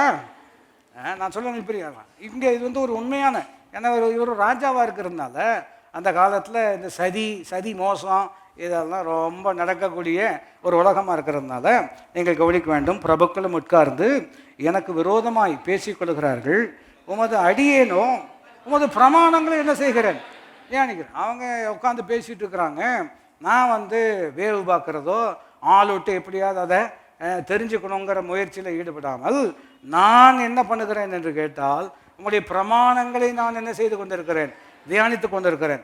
இதை நான் எவ்விதம் எளிமைப்படுத்தி சொல்ல வேண்டும் என்று சொன்னால், பிரபுக்கள் எல்லாரும் அமர்ந்து எனக்கு விரோதமாக திட்டங்களை போட்டு கொண்டிருக்கிறார்கள், நானோ உம்முடைய திட்டங்களை தியானிக்கிறேன்.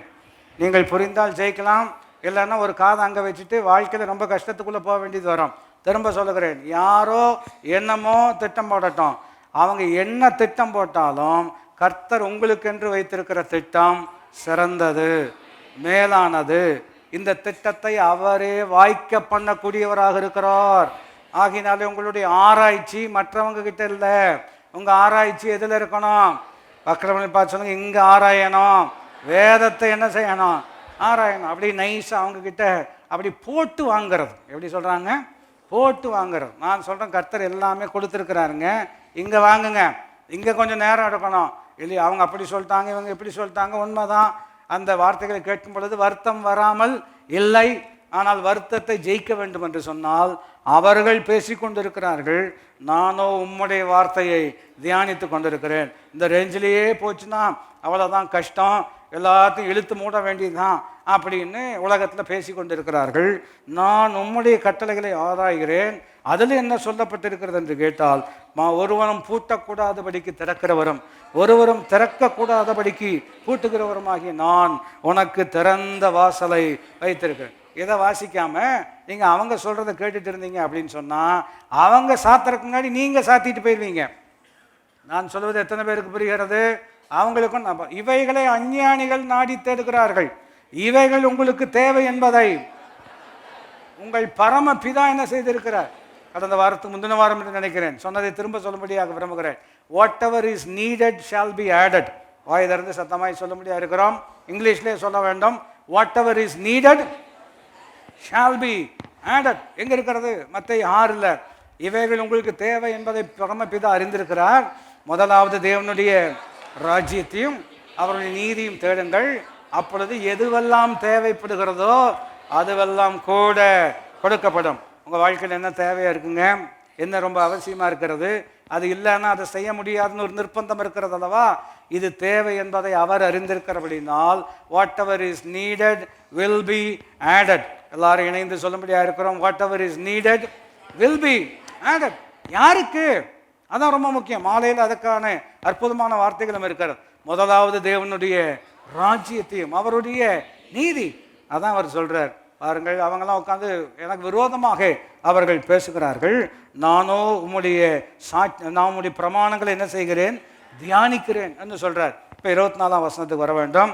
எல்லாரும் இணைந்து வாசிப்போம். உம்முடைய சாட்சிகள் எனக்கு இன்பமும் என் ஆலோசனைக்காரருமாக இருக்கிறது. ரொம்ப அற்புதமான வார்த்தை. உம்முடைய சாட்சிகள் எனக்கு முதலாவது எப்படி இருக்கிறது? இன்பமாக இருக்கிறது. பேப்பர் வாசிச்சிங்கன்னா சோகமாக இருக்கிறது, பேப்பர் வாசிச்சா பயமாக இருக்கிறது. வாசிக்க வேணான்னு சொல்லலை, வாசிங்க.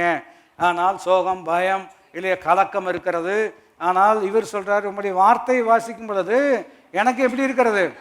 ரொம்ப இன்பமாக இருக்கிறது. ஏன் இன்பமாக இருக்குதுன்னு சொன்னோம்னா, இது நல்ல பொழுதுபோக்காக இருக்குதுங்கிற அர்த்தத்தில் அல்ல. இது ஏன் இன்பமாக இருக்கிறது என்று சொன்னால், நீர் என்னை குறித்து வைத்திருக்கிற திட்டத்தை நான் வாசிக்கும் பொழுது துன்பத்தின் மத்தியிலே கர்த்தர் எனக்கு இன்பத்தை வைத்திருக்கிறார். எத்தனை பேர் புரிந்தாமேன் என்று சொல்ல முடியும்? மறுபடியும் வாசிக்கும்படியாக இருக்கிறோம். உம்முடைய சாட்சிகள் எனக்கு இன்பமும் என்னுடைய ஆலோசனைக்காரர். இங்கே தான் நம்ம கவனிக்க வேண்டிய இன்னொரு வார்த்தை இருக்கிறது. என்னவென்று கேட்டால், உம்முடைய சாட்சிகள் எனக்கு ஆலோசனைக்காரராக இருக்கிறார்கள் என்ன சொல்கிறார்?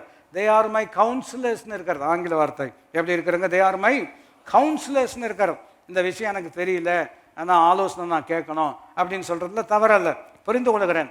ஆனால் சங்கீதக்காரன் என்ன சொல்லுகிறார் என்று கேட்டால், உம்முடைய சாட்சிகள் எனக்கு எப்படி இருக்கிறதுங்க?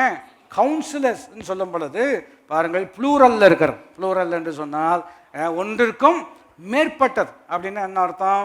நீதிமொழிகளில் நீங்கள் வாசிக்கும் பொழுது நல்ல ஆலோசனை செய்து யுத்தம் பண்ணுன்னு இருக்கிறோம். சொல்லுங்க, நல்ல ஆலோசனை செய்து யுத்தம் பண்ணு. மறுபடியும் வார் கான்டெக்ஸ்டில் அது சொல்லியிருக்கிறது. பிரமாணம் எல்லாத்துக்கும் பொருந்தும். ஒரு வேலையை செய்வதற்கு முன்பதாக கொஞ்சம் தீர விசாரிப்பது ரொம்ப ரொம்ப நல்லது. எப்படி யார்கிட்ட போய் தீர விசாரிக்கிறது? ஒருத்தர் ஒன்று 2 பேர் சரின்னு சொன்னால் 2 பேர் என்னன்னு சொல்கிறாங்க, தப்புன்னு சொல்கிறாங்க. பொருள் வாங்குறதுக்கு முன்னாடி ரிவ்யூ படிப்பாங்க. முதல் 2 ரிவ்யூ நல்லா தான் இருக்கும், அதுக்கு அடுத்த 2 ரிவ்யூ எப்படி தான் இருக்கும்? மோசமாக தான் இருக்கும். அப்போது 2 நல்லா இருக்குன்னு சொல்கிறாங்க, 2 மோசமாக இருக்குன்னு சொல்கிறாங்க. இது 2ஐயும் பார்த்தீங்கன்னா நீங்கள் என்ன பண்ண போகிறீங்க இல்லையா? உங்களுக்கு உங்களால் தீர்மானம் எடுக்கவே முடியாது. இன்னொரு கோணத்தில் சொல்ல வேண்டும் என்று சொன்னால், நிறைய பேர்கிட்ட ஆலோசனையும் கேட்கக்கூடாதுன்னு சொல்லுவாங்க. இன்னொன்று, யார்த்தையுமே ஆலோசனை கேட்காம இருக்கவும் கூடாதுன்னு சொல்லுவாங்க. என்னங்க இப்படின்னு சொல்கிறீங்க, அப்படின்னு சொல்கிறீங்க, ஏதாவது ஒன்றை சொல்ல வேண்டாமா அப்படின்னு கேட்டிங்கன்னா, அதுக்கு தான் இங்கே நம்ம கவனிக்கிறோம். 24ஆம் வசனத்தில் கவனிக்கும் பொழுது பைபிள் சொல்லுகிறது, உம்முடைய சாட்சிகள் எனக்கு இன்பமும் எனக்கு ஆலோசனைக்காரர் என்ன இருக்கார். அப்படின்னா ஆலோசனைக்காரர்னு என்ன அர்த்தம் பாருங்கள். ஒரு குறிப்பிட்ட விஷயத்துக்கு நாம் ஜெபம் பண்ணுறோம், வேதத்தை அதற்கு வாசித்து கொண்டிருக்கிறோம். ஒரு வசனத்தை கர்த்தர் நமக்கு என்ன செய்கிறார்? தருகிறார். அந்த வசனத்தை நம்ம தியானிக்கும் பொழுது, ஆராய்ச்சி செய்யும் பொழுது, அதை நாம் கவனிக்கும் பொழுது, அதனோடு இணை வசனங்களை கர்த்தர் நமக்கு என்ன செய்கிறார்? தருகிறார் இல்லையா? இணை வசனங்களை கொடுக்கும் பொழுது ஒரு ஆலோசனையோடு இன்னொரு கோணத்தையும் இன்னொரு டைமென்ஷனை ஆண்டவர் என்ன செய்கிறார்? கொண்டு வருகிறார். இந்த ஆலோசனைகள் எல்லாம் ஒருங்கிணைந்து வரும் பொழுது உங்களுடைய புரிந்து கொள்ளுதல் ஆளப்படுவதின் விளைவு நீங்கள் விசாலத்தில் நடக்கக்கூடியவர்களாக கர்த்தர் உங்களை மாற்றுகிறார். எத்தனை பேர் புரிந்து ஆமென் என்று சொல்ல முடியும்? இதுக்கெல்லாம் கொஞ்சம் டைம் ஆகும். பக்கத்தில் பார்த்து சொல்ல வேண்டும், இதுக்கு கொஞ்சம் என்ன ஆகும்? நமக்கு அவ்வளவு டைம் இல்லை, பார்த்துக்கோங்க, பார்த்துக்கிடுங்க. நான் சொல்ல விளையும் கொள்ள முடிகிறதா? போனால் பைபிள் தந்தால் சட்டு புட்டுன்னு கர்த்தர் சொல்லணும். அது கட்டாயம் அப்படி நடக்கக்கூடிய விஷயமே இல்லை இல்லையா? ஆண்டவரே நீர் எதை சொன்னாலும் கொஞ்சம் சீக்கிரமாக சொல்லணும், எதை சொன்னாலும் சீக்கிரமாக. அப்படியெல்லாம் ஆண்டவர் அவசரப்படுகிற தேவனே அல்ல, அவர் தாமதிக்கிற தேவனும் அல்ல. நீங்கள் அமர்ந்திருந்து சொல்லுங்கள், நீங்கள் அமர்ந்திருந்து நானே தேவன் என்று அமர்ந்திருந்துன்னா என்ன அர்த்தம்? சீஸ் ஃப்ரம் ஸ்ட்ரைவிங்னு அர்த்தம். இந்த பதத்தட்டை எல்லாம் விட்டு, இந்த படபடப்பையெல்லாம் கொஞ்சம் விட்டு, கொஞ்சம் அமைதியாக ஒரு இடத்துல என்ன செய்யணும்? உட்காரணும். உட்கார்ந்தாதான் நான் தேவன் என்பதை நீங்கள் என்ன செய்வீர்கள்? இப்போ ரொம்ப உலகம் ரொம்ப ஃபாஸ்டான உலகத்தில் தானே இருக்கிறோம். எல்லாமே ரொம்ப வேகமாக என்ன செய்யணும்? நடைபெறணும். நான் சொல்கிறேன், உலகத்தில் வேகமாக இருக்கட்டும், ஆனால் ஆண்டவர் என்று வரும்பொழுது எல்லாவற்றையும் அவர் அதன் காலத்தில் நேர்த்தியாய் செய்வார். குறிப்பிட்ட வார்த்தை அதன் காலம். வாய் திறந்து சொல்லும்படியாக இருக்கிறோம். காலம் இல்லையா? என் காலங்கள் எல்லாம் யார் கையில் இருக்கிறது? எனக்கு காலங்களை முன்குறித்திருக்கிறார் என்று இருக்கிறது அல்லவா? முன்குறித்திருக்கிறார் என்று சொன்னால் அந்த குறிப்பிட்ட காலத்தில் தான் செய்ய வேண்டியதை கர்த்தர் உங்கள் வாழ்க்கையில் செய்வார். அது மட்டும் என்ன பண்ணுறது? வேறு வேலையை தான் முடிச்சுட்டு வருவோம், அது உலகம் இல்லைங்க. அவர் செய்ய நினைத்தது என்ன செய்யாது? தடைபடாது. உங்களை கொண்டு தானே செய்யணும். அப்போ விஷயம் யாருக்கு புரியணும்? நமக்கு தானே புரியணும். அதனால் கர்த்தருக்கு காத்திருக்கிறவர்கள் புது வேலை நடைவார். வாய் திறந்து சொல்லும்படியாக இருக்கிறோம். கர்த்தருக்கு காத்திருக்கிறவர்கள். காத்திருக்கிறதுனா என்ன அர்த்தம்? மறுபடியும் இதெல்லாம் ரொம்ப அற்புதமான வார்த்தை. ஆராய்ச்சியின் விளைவு தான் இவ்வளவு வசனங்கள் கர்த்தர் நினைப்பூட்டுகிறார். கர்த்தருக்கு காத்திருப்பது என்று சொன்னால் புதுபலன், they will renew their strength இருக்கிறது அல்லவா? அந்த ரினியூன்னு என்ன அர்த்தம்? பல முறை கற்றுக்கொண்டது மறுபடியும் நினைப்பூட்டும்படியாக விரும்புகிறேன். பாஸ்போர்ட் ரினியூ பண்ணணும்னு ஒருத்தர் சொல்கிறாரு. எப்போ ரினியூ பண்ணணும் இல்லையா? எக்ஸ்பைரி டேட் வருது இல்லையா? அடுத்த மாதம் 10ஆம் தேதியோட எக்ஸ்பைரி ஆயிரும் அப்படின்னு சொன்னோம்னா நீங்கள் எப்போ அதை ரினியூ பண்ணணும்?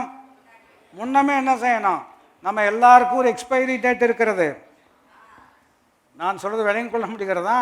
அதுக்கு முன்னாடி கர்த்தர் நம்மை கொண்டு என்ன செய்யணுமோ அதை செய்யும்படியாக கர்த்தர் நிர்ணயம் பண்ணியிருக்கிறார்.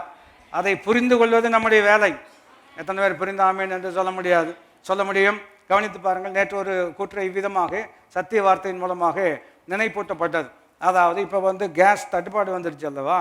தட்டுப்பாடு வந்ததுனால முன்ன மாதிரி சும்மா தொட்டதுன்னுக்கெல்லாம் என்ன செய்கிறது இல்லை, பற்ற வைக்கிறது இல்லை. முதல்ல ஒரு பாத்திரம் டீ போட்டோம்னா வேணும் பொழுதெல்லாம் சூட் பண்ணி குடிக்கிறோம் இல்லையா? உதாரணத்துக்கு சொல்லுகிறேன். இப்போ கேஸ் தட்டுப்பாடாக இருக்கிறதுனால பாருங்கள், டீ வேணுங்கிறவங்கெல்லாம் இப்போவே கேட்டிருக்கேன். இப்போவே குடிச்சுக்கோ, சூடாக வேணும்னா இப்போ குடிங்க, இல்லைன்னா ஐஸ் டீ வேணும்னா எப்போ வேணாலும் என்ன செய்யுங்க, குடிங்க. ஏன்னா ஒரு தடவை தான் பற்ற வைப்போம், அதுக்கப்புறம் என்ன செய்ய மாட்டோம். ஏன் இந்த சிக்கனம், ஏன் இந்த அறிவு, ஏன் இந்த பொறுப்பு? காரணம் என்ன இல்லை, தட்டுப்பாடு. நாள் கூட கூட ஆயுஸ் என்ன செய்கிறது, குறைகிறது. நல்ல நல்ல வார்த்தை கர்த்தர் சொல்லுவார், இது நல்ல வார்த்தை தாங்க இல்லையா, இது நல்ல வார்த்தை தானே இல்லை, நான் சொல்ல உங்களுக்கு புரிகிறதா? நாள் கூட கூட ஒருவர் அவரை பார்த்து wish you many more happy returns அப்படின்னு சொன்னாங்க. சொன்னால் அதை சொல்லாதீங்க, எனக்கு இங்கே இருக்கிறதே பிடிக்கல, போய் சேர்றது தான் எனக்கு. அவங்க சூழ்நிலை அந்த மாதிரி தான். நான் சொல்ல விளையும் கொள்ள முடிகிறதா? குறிப்பு என்ன வந்து கேட்டால், ஹாப்பி பர்த்டே அப்படின்னு சொன்னோம்னா எக்ஸ்பைரி டேட்டுக்கு ஒரு வருஷம் என்ன செய்கிறது, கிட்ட வந்துட்டோன்னு அர்த்தம். ஆனால் செய்ய வேண்டியது அதிகம் இருக்கிறபடினால் கண்டதையும் போனதையும் செய்யாமல் தேவன் சொன்னதை செய்வது நல்லது.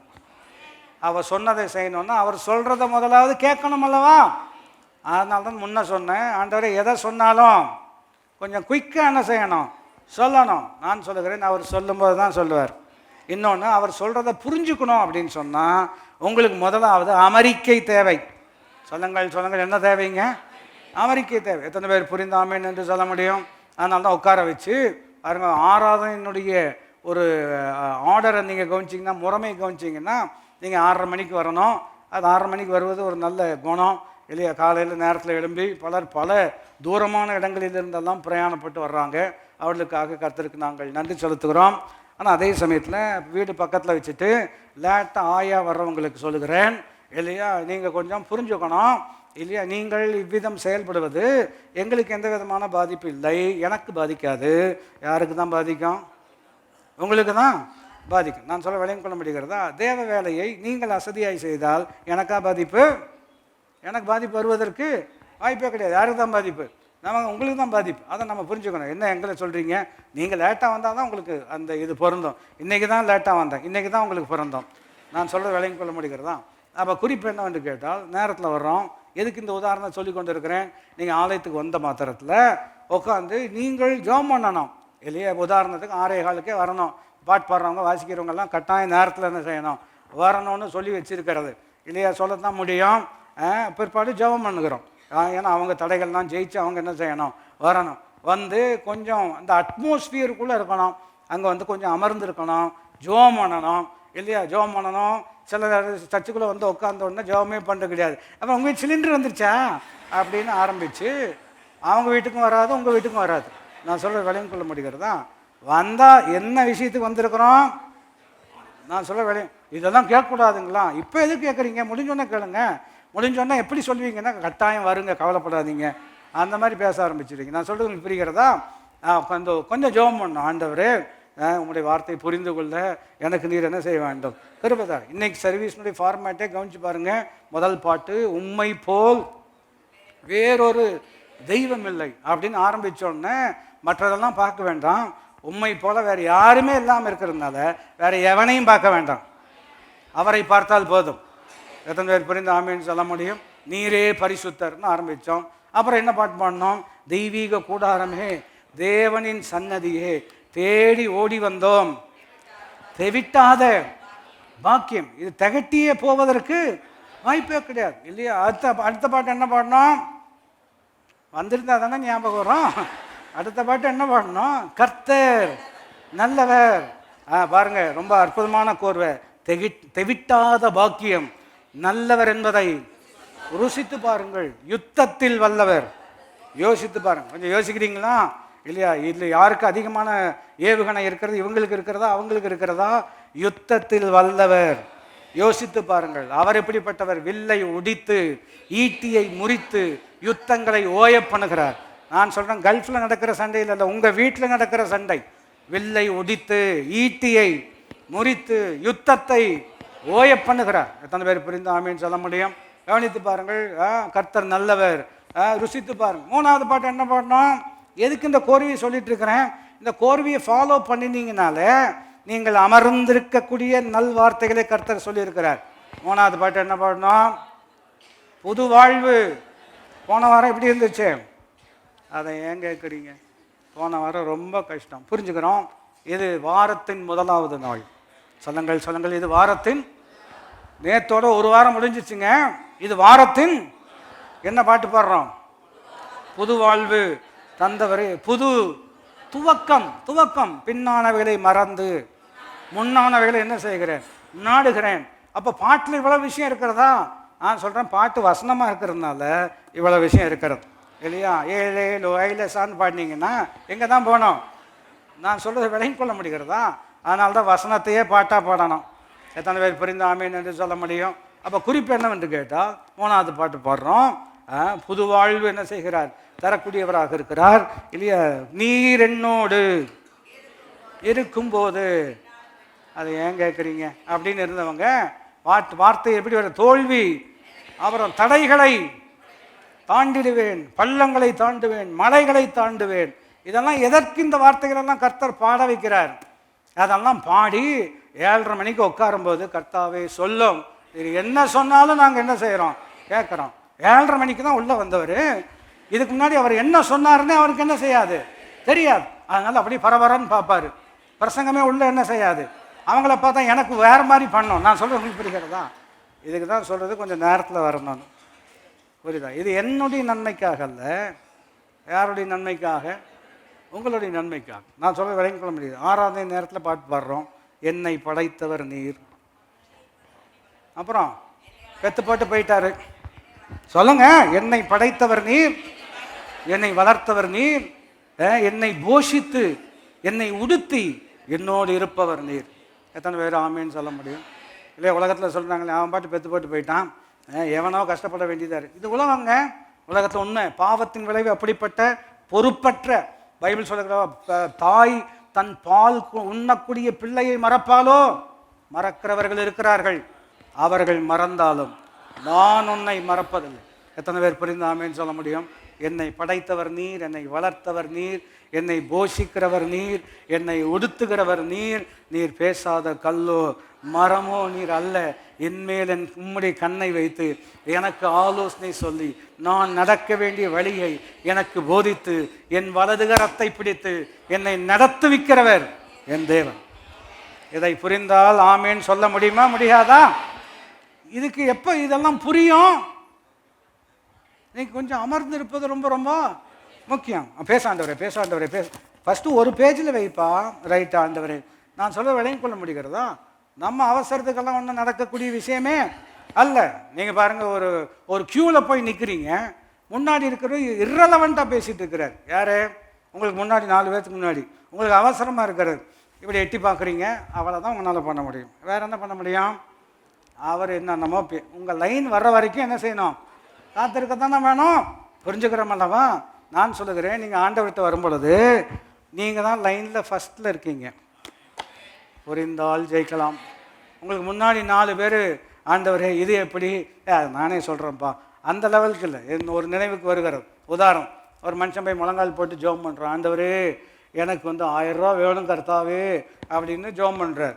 பின்னாடி இருக்கிறவர் அந்த ஜெபத்தை கேட்டுட்டு டப்புன்னு பாக்கெட்லேருந்து 1000 ரூபா கொடுத்து, நீ நவுந்துக்கோ கர்த்தாவே எனக்கு 1 லட்சம் வேணும். நான் சொல்லுறது விளங்கிக் கொள்ள முடிகிறதா? நான் சொல்லுகிறேன், 1000ம் அவருக்கு ஒன்று தான். நான் சொல்லக்கூடிய கருத்தில் உங்களுக்கு முன்னாடி லைனில் யாருமே கிடையாதுங்க, நீங்களும் ஆண்டவர் மாத்திரம்தான். அப்புறம் என்ன அவசரம்? பக்கத்தில் பார்த்து ஒன்றும் கேட்க வேண்டாம்.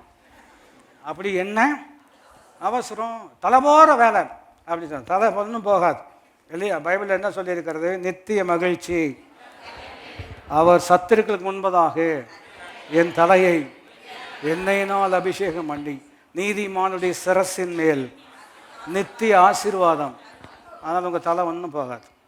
எத்தனை பேர் புரிந்தாமேன்னு சொல்ல முடியும்? இதை புரிஞ்சுக்கிட்டோம்னா தான் ஜெயிக்க முடியும்.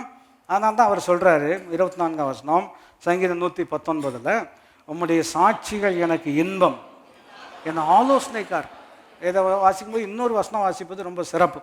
காலையில் தான் அந்த வசனம் நினைவுக்கு வந்து அதை குறித்து வச்சுருந்தேன். சங்கீதம் 139 நீங்கள் திருப்பிக் கொள்வீர்கள் என்று சொன்னால், ஆலோசனைக்காரன் இருக்கிறது அல்லவா, மை கவுன்சிலர்ஸ் ஆர் நியூமரஸ்ன்னு இருக்கிறது.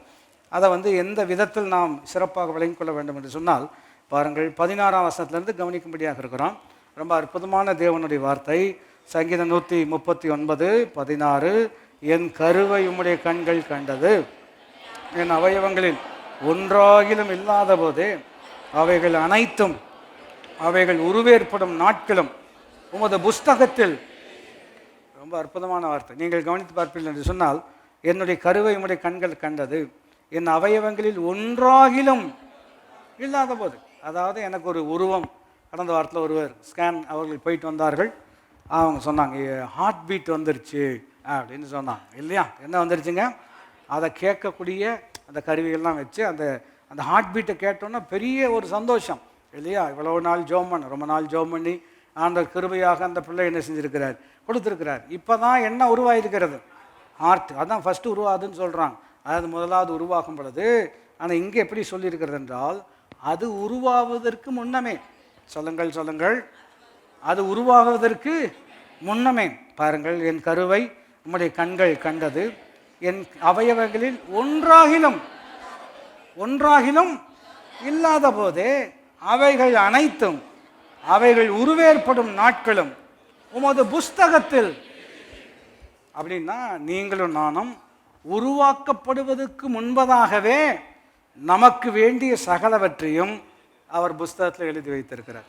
எத்தனை பேர் புரிந்தாமன்? இதை வாசிக்காம நீங்கள் வேற எதை வாசிச்சுட்டு இருக்கிறீங்கன்னு கொஞ்சம் என்ன செய்யணும், யோசிக்கணும். அவங்க எப்படி சொன்னாங்க, இவங்க எப்படி சொன்னாங்க. நான் சொல்கிறேன், நீங்கள் பிறக்கிறதுக்கு முன்னாடியே உங்களை குறித்து சொல்ல வேண்டியதெல்லாம் சொல்லியிருக்கிறார்.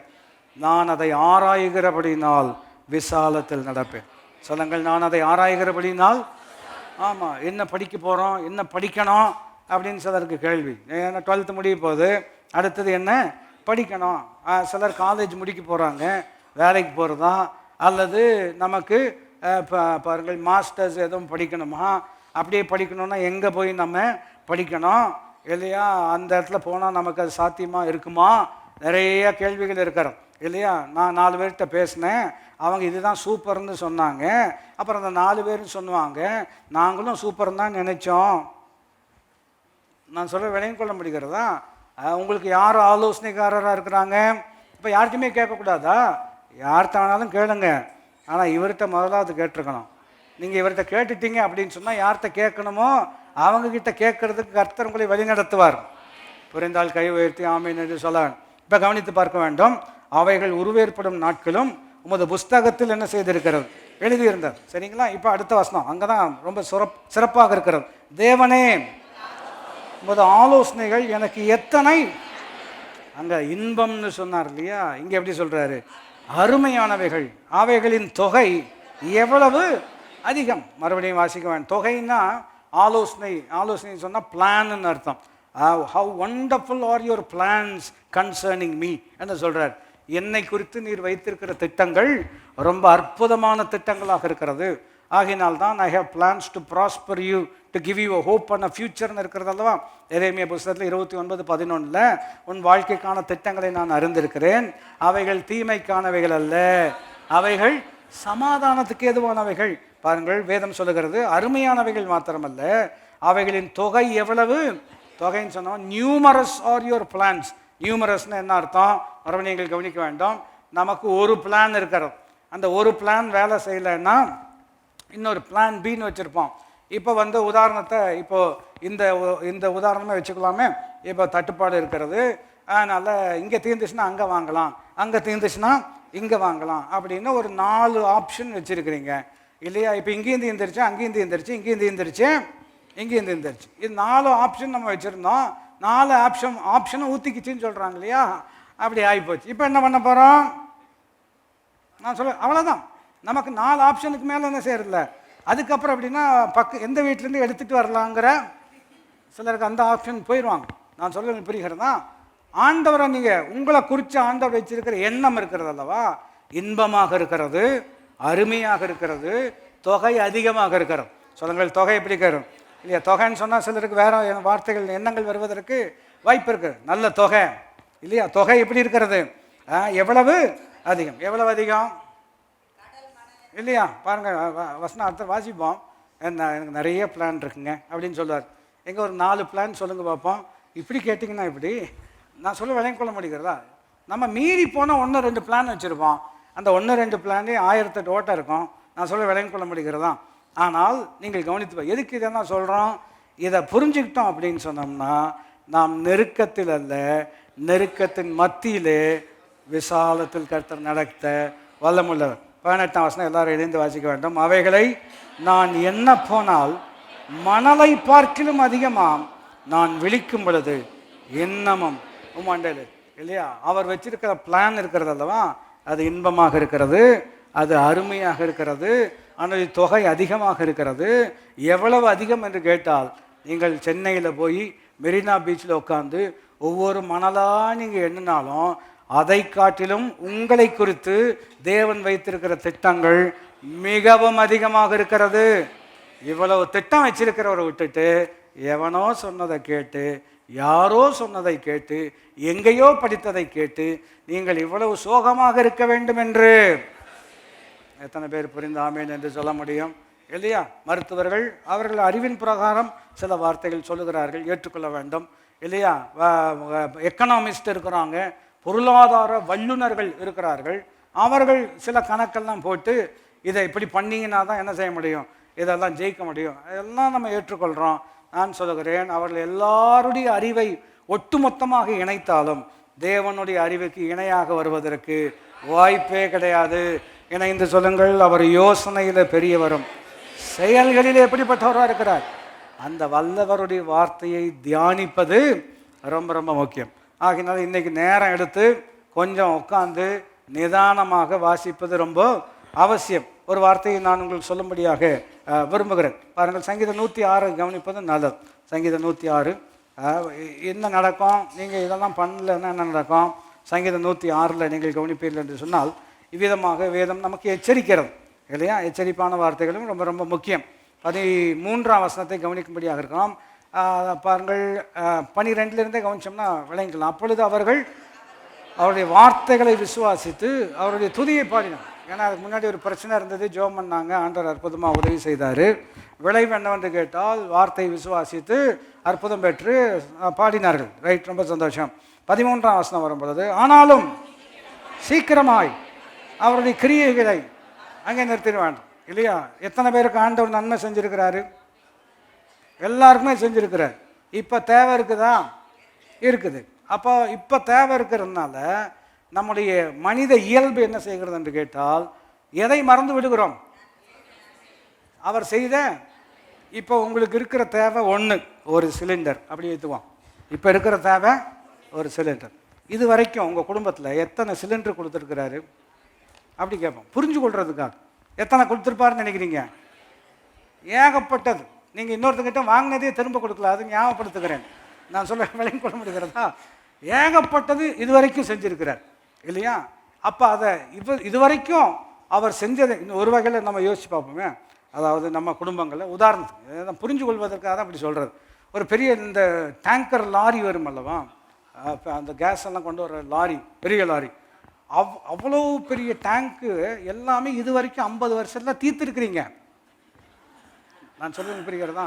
அத்தா பெரிய டேங்க் என்ன செஞ்சுருக்கிறோம், தீர்த்துருக்குறோம். இப்போ இத்தா பெரிய சிலிண்டர் தான் நம்ம வீட்டில் இல்லை. இப்போ எப்படி பார்க்கணும்? அத்தா பெரிய டேங்கரே கர்த்தர் நம்ம கொடுத்தாருன்னா எங்கே கொடுக்குறாரு அப்படின்னு ஆரம்பிச்சிங்கன்னா இந்த சிலிண்டரும் காணாமல் போய்விடும். நான் சொல்ல புரிகிறதா? இப்போ எதுக்கு இப்படி உதாரணப்படுத்துகிறோம்? புரிந்து கொள்வதற்கா. இது வரைக்கும் உங்களுக்கு 60 வயசு, 70 வயசு, 80 வயசுன்னு வச்சுக்கோங்களேன். 80 வயசு வரைக்கும் கர்த்தர் உங்களுக்கு செய்த நன்மைகளை எல்லாம் பணமாக கன்வெர்ட் பண்ணினோம் என்று சொன்னால் பல கோடிகள் கர்த்தர் உங்களுக்கு செலவு பண்ணியிருக்கிறார் இல்லையா? அடுத்தது செலவு பண்ணுவாரா பண்ண மாட்டாரா? கட்டாயம் பண்ணுவார். இந்த நிச்சயம் எப்போ வரும்னு சொன்னோம்னா, வேதத்தை என்ன செய்ய வேண்டும்? ஆராய்ந்து பார்க்க வேண்டும். இதை புரிஞ்சிருச்சுன்னு சொன்னோம்னா உங்கள் நடையிலேயே மாற்றம் வந்துடும். சொல்லுங்கள், உங்கள் நடையில் என்ன வந்துடும்? மாற்றம் வந்துடும் இல்லையா? இந்த கூன் போட்டு நடக்கிறாங்கல்லவா, கொஸ்டின் மார்க், அதுதான் ஒரு வகையில் இல்லையா? அதனால தான் நாங்கள் எழுந்து நிமிர்ந்து நிற்கிறோம் இல்லையா? பேப்பர் படித்தோம்னா அப்படி கூணிகிட்டே போகுது அல்லவா? அப்போ வசனத்தை வாசிக்க தான் இல்லையா? கொஞ்சம் நாங்கள் எழுந்துன்னு சொன்னாலே, இப்போ உட்காந்துருக்கீங்களவா, உட்காருங்கன்னு சொன்னால் என்ன அர்த்தம்?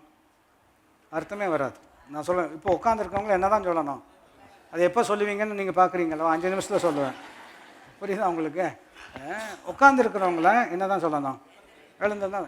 நாங்கள் எழுந்து அப்படின்னா இவங்க என்ன ஆயிட்டாங்க? உட்காந்துட்டாங்க, விழுந்துட்டாங்க, வாழ்க்கையில் சோர்ந்து போய் உட்காந்துருக்குறான் இல்லையா? ரதங்கள், குதிரைகள் இதெல்லாம் குறித்து மேன்மை இதெல்லாம் கேட்டோன்னே இவங்க ஒரு மாதிரி சோர்வாக போயிட்டாங்க. அவர் சொல்கிறாங்க, நாங்களோ எங்கள் தேவனாகிய கர்த்தருடைய நாமத்தை குறித்து மேன்மை பாராட்டும். அவர்கள் முறிந்து விழுந்தார்கள், நாங்கள் எங்கள் கால்கள் சறுக்குதலுக்கு சற்றே தப்பிற்று இருக்கிறதல்லவா, ஆல்மோஸ்ட் நாங்கள் விழுந்திருப்போம். இதையெல்லாம் கேட்டு சோர்ந்து அவ்வளோதான், நமக்கு இதே கதி தான்.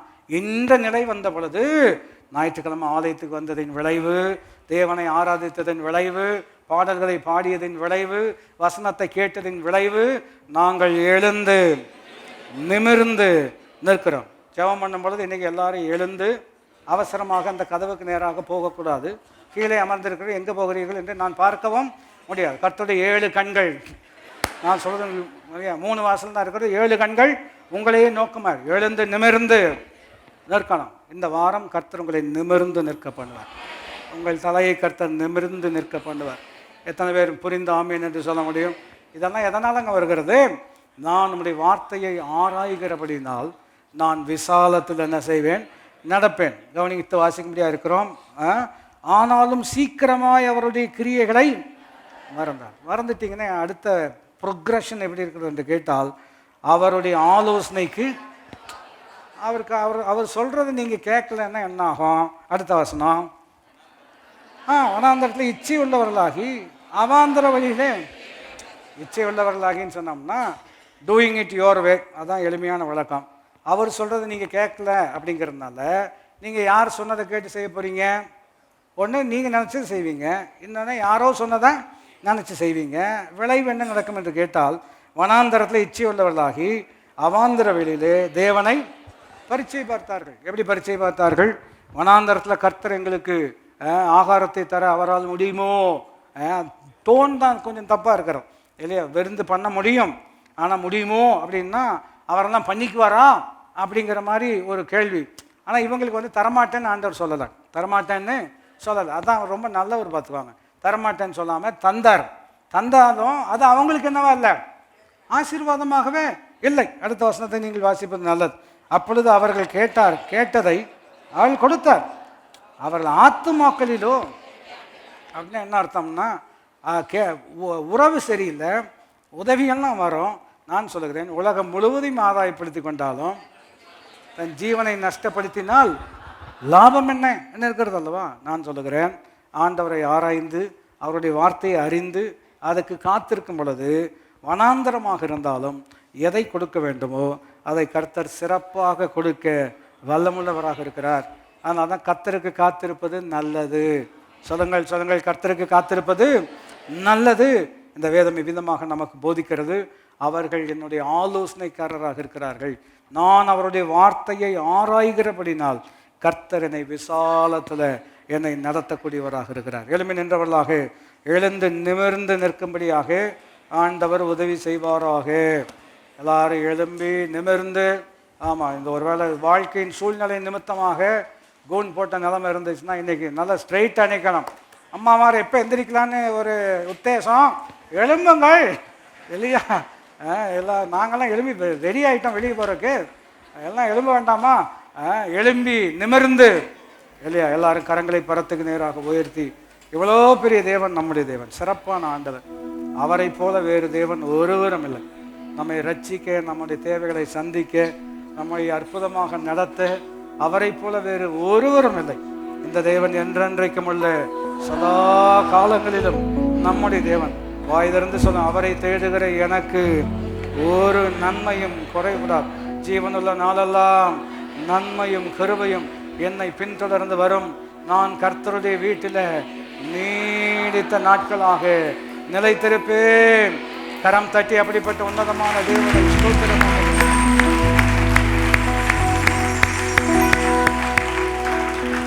வசனம் எனக்கு உணவாகும், உடலுக்கெல்லாம் மருந்தாகும். வசனம் எனக்கு உணவாகும்,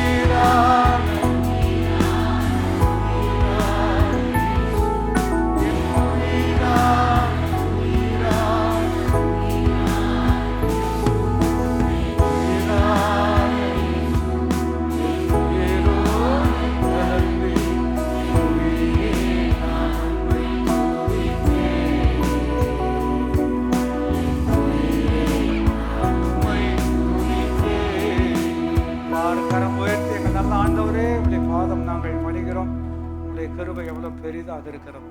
எங்களை குறித்து தான் நம்முடைய ஆலோசனைகள் இன்பம், அவைகள் அருமை.